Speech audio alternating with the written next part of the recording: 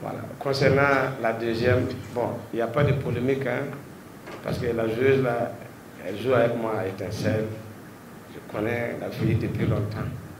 Mais elle avait une blessure qu'elle a contractée lors du match Étincelle, la princesse, lors du championnat, le 23 mars. Donc même là, à la Coupe du Facho, elle n'a pas joué un match à Étincelle. Bon, je l'ai amenée sur les kinés.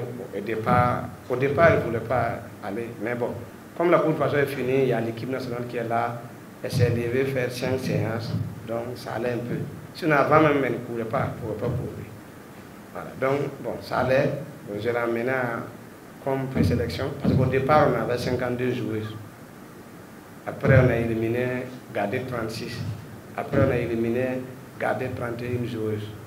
Mais nous, on s'est dit, toutes les filles qui ont eu à jouer le premier match contre le Bénin, aller-retour, le deuxième match contre la Guinée-Bissau, aller-retour, toutes ces filles étaient toujours dans les 31 là.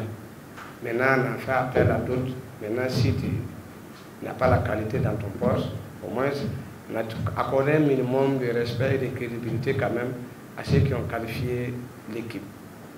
Bon, donc, quand elle est venue la première semaine, là, ça tenait. Bon, nous aussi, on avait espoir. Mais quand on a commencé les tests physiques, elle a rechuté. Et quand vous vous rappelez, on a joué notre premier match format Cannes le 12 juin. C'était face aux garçons de défaut et aux garçons de collectif au stade municipal. Ce jour-là, elle ne pouvait pas jouer. Elle n'a joué aucun match.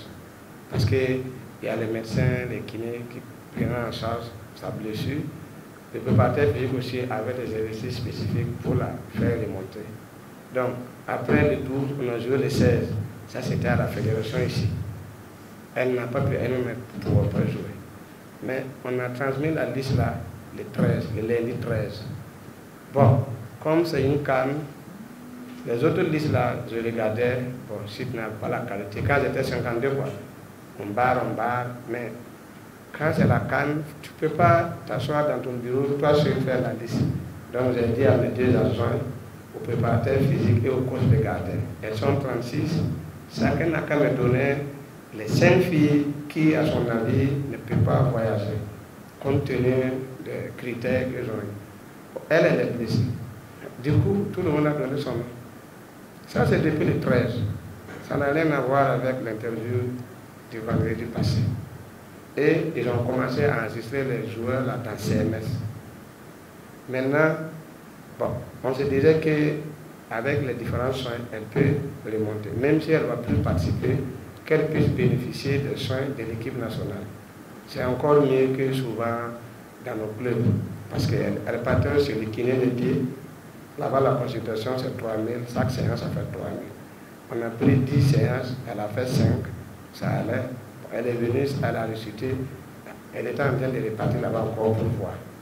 Bon, maintenant, on parlait des primes de qualification qu'on allait nous donner.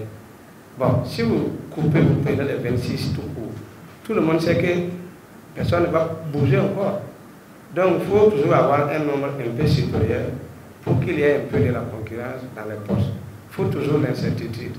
Donc, il faut garder un certain nombre. La CAF dit qu'on peut remplacer un joueur à la dernière minute même si celle qui devait jouer là est blessée. Dans ce cas, ce sont les médecins de la CAF qui doivent venir certifier effectivement pour la phase finale, quoi, que la joueuse là est incompétente et qu'on peut la remplacer. Donc nous sommes gardant l'espoir qu'à défaut d'aller jouer à la CAN, au moins elle peut bénéficier des soins. La première qui est notre dernier match du dimanche, elle a joué en deuxième mi-temps. Mais avant ça, elle ne pouvait même pas courir. Donc nous on a envoyé la liste. Les jours de paiement de primes, elles ont refusé de prendre leurs primes. C'est là maintenant, votre collègue est venu faire les reportages. Voilà.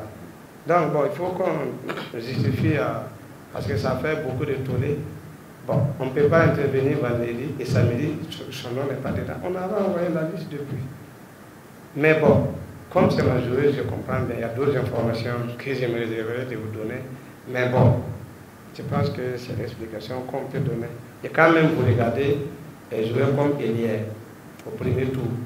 Deuxième tour, je vais l'année venue. Donc, elle a perdu son poste de titulaire. Mais néanmoins, en Guinée-Bissau, le match de tour qu'on a joué au Bénin, elle a joué comme remplaçante Elle est rentrée en deuxième mi-temps. Et quand vous regardez aussi, vous voyez qu'elles sont 8. Alors que si on devrait doubler, on allait prendre 6. C'est 3 attaquants. Si les postes sont doublés, c'est pas 6. Et c'était 9. Bon, il y a le Covid qui est là. On a vu une équipe, la CAN masculine, 12 cas Covid. Si toi tu amènes des malades, arriver ceux qui sont en bonne santé sont Covid, qui va défendre ton équipe? Sinon, c'est pas, ça n'a rien à voir. C'est une coïncidence.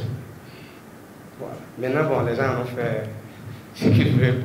Sinon, bon, nous, et bien, n'était même pas la seule à parler. Il y a d'autres qui ont parlé, mais elle est non sur la liste. Vous n'avez pas aussi demandé pourquoi les autres là n'ont pas été pris. Voilà.